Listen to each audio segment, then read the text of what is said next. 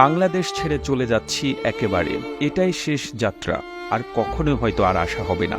২০ বছর বয়সে নিজের পরিবারের জন্য এবং নিজের ভবিষ্যৎ সুন্দর করার জন্য জার্মানিতে পাড়ি জমিয়েছিলাম। আজ থেকে ঠিক ১৫ বছর আগে ঢাকায় দুটি ফ্ল্যাট কিনেছিলাম আমার নিজের টাকায়। একটা আমার মায়ের নামে আর একটা আমার স্ত্রীর নামে। আমার মা আবার ফ্ল্যাট আমার ছোট ভাইয়ের নামে লিখে দিয়েছে।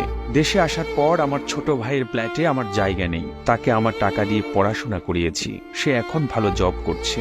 আর আমার স্ত্রী আমার কেনা টাকা দিয়ে ফ্ল্যাটে আমাকে ঢুকতে দেয়নি, আমাকে দরজা থেকে কুকুরের মতো তাড়িয়ে দিয়েছে। সে আমাকে তালাক দিয়েছে বিনা কারণে।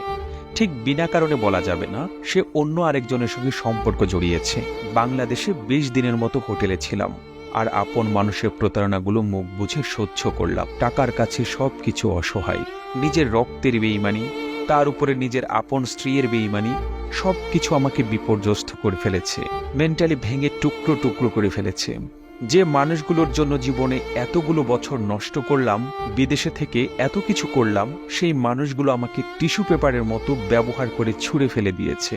এমনটাই হওয়ার ছিল, এটাই হয়তো ভাগ্যের লেখা। আমি অনেক কষ্ট পেয়েছি, অনেক কিছু শিখেছি। তার মানে এই না আমি শেষ হয়ে গেছি, আমি নিঃস্ব হয়ে গিয়েছি।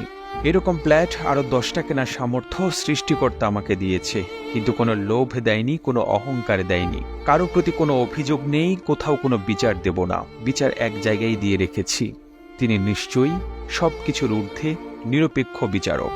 লেখাটি বিদেশ থেকে ফেরত আসা এক প্রবাসী ভাইয়ের জীবনের গল্প। আর এই গল্পটি ভালো লেগে থাকলে আপনার ফেসবুকের টাইমলাইনে শেয়ার করুন এবং বিশ্ব বাংলা ফেসবুক পেজ এবং ইউটিউব চ্যানেলটি সাবস্ক্রাইব করুন।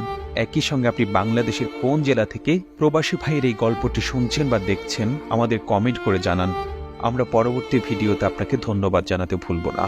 আর এতক্ষণ বিশ্ব বাংলার সাথে থাকার জন্য অসংখ্য ধন্যবাদ।